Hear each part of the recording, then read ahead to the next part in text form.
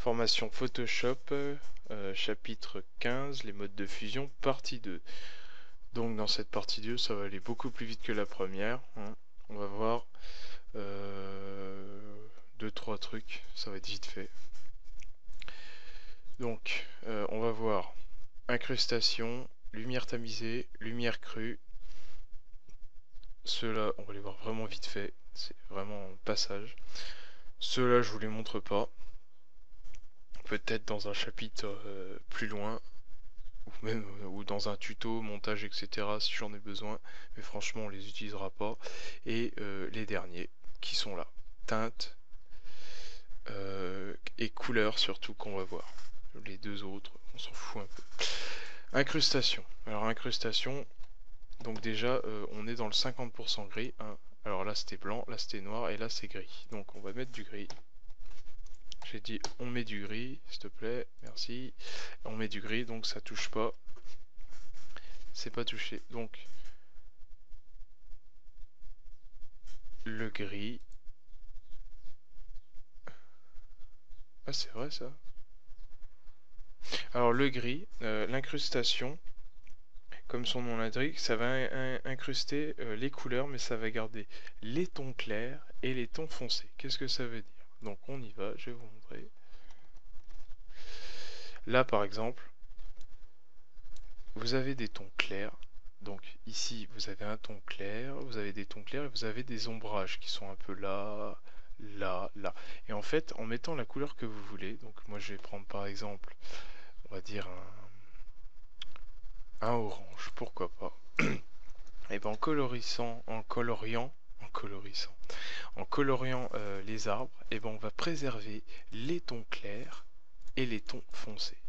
Et on va mettre la couleur qu'on a envie de mettre en gros. Donc là je mets du orange et ça va garder le clair et les petits bouts de foncé. Ça remplace la couleur en fait et ça garde tout ce qui est ton quoi. Et c'est vraiment pas mal. Suivant.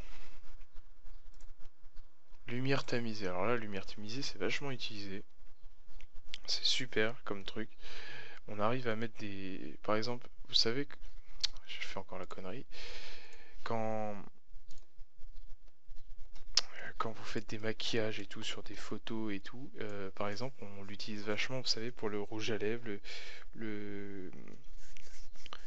Bah, tout le maquillage, quoi. Parce que ça, déjà, ça préserve les couleurs claires et foncées et tout, puis ça colle bien à l'image comme si c'était réel, si vous voulez.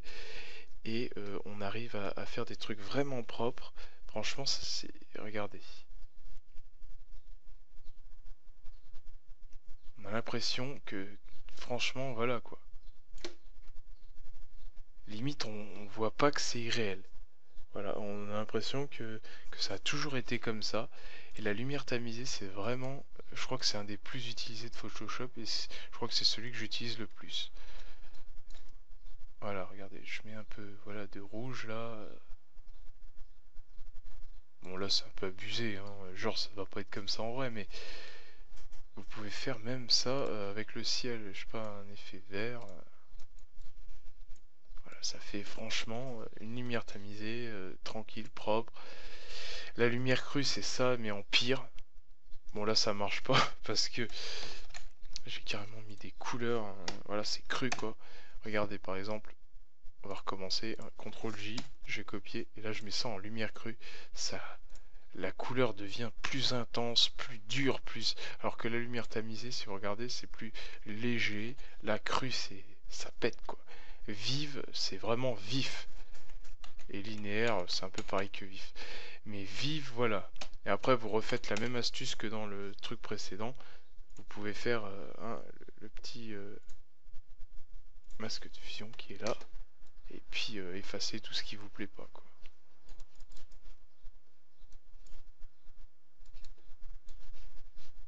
Voilà. On va pas s'éterniser là-dessus. Tout ça, on le voit pas. Et on passe à teinte. Déjà, si vous arrivez à retenir le chapitre précédent et celui-là, vous aurez déjà un bon niveau pour les modes de fusion. Ça, il n'y a pas de problème. Limite, je pourrais les supprimer, il y en a, enfin les foutre de côté, les masquer, je le ferai. Teinte. Teinte, comme son nom l'indique, franchement, ça teinte quoi. C'est voilà. Alors attendez, je supprime ça. Alors là par contre, vous allez revenir sur un calque transparent. Voilà, là mon calque est transparent. Et là, on va pouvoir teindre ce qu'on a envie de teindre. Par exemple, si je veux un ciel rouge, ça va faire une teinte légère de rouge et tout. Par exemple, je veux du rouge. On y va. Alors on va teindre ça.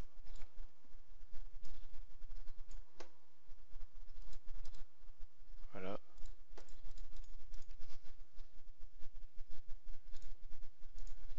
Voilà. Et je veux une planète bien verte là. C'est le truc de ouf quoi.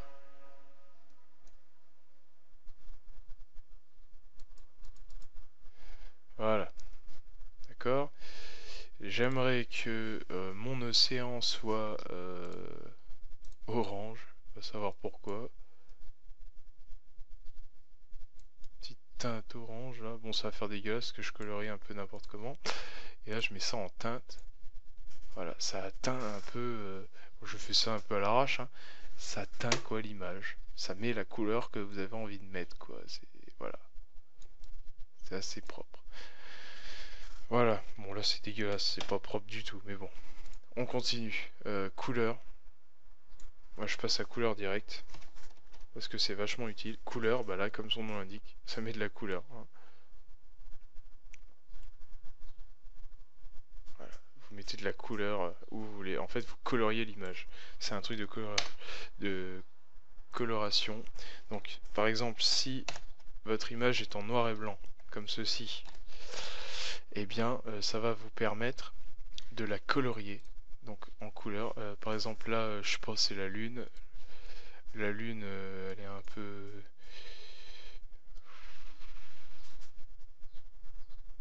Elle est verte la lune quoi. Voilà. Voilà.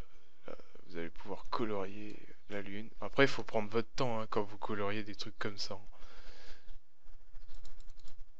Là c'est assez foncé par exemple. Vous voyez, hop. Les arbres ça doit être plus foncé quoi. Allez hop.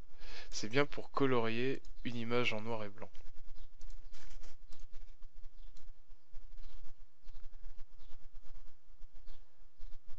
Par contre, ce que j'aime pas, si vous voulez, c'est que l'image elle est trop claire. Vous voyez, alors je vais faire comme dans le chapitre précédent. Si vous vous rappelez bien, produit, ça assombrit l'image quoi.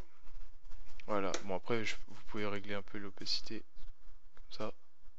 Voilà. Ça fait déjà plus réel. Voilà. Donc, comme son nom l'indique, couleur, ça met de la couleur dans l'image. Si vous êtes patient, c'est comme ça qu'il faut colorier une image. Hein, une image en noir et blanc. J'ai eu des commentaires. Comment on colorie est-ce que tu peux faire un tuto pour colorier une image en noir et blanc? Bah franchement, il n'y a pas de secret. Hein. Il faut prendre son temps. Prendre son temps et... merde, couleur, ouais. Prendre son temps puis colorier quoi. Si vous avez une tablette, c'est encore mieux. Une tablette de dessin. Regardez, hop. Limite, voilà, il faut colorier. Il faut jouer aussi avec l'opacité et tout, mais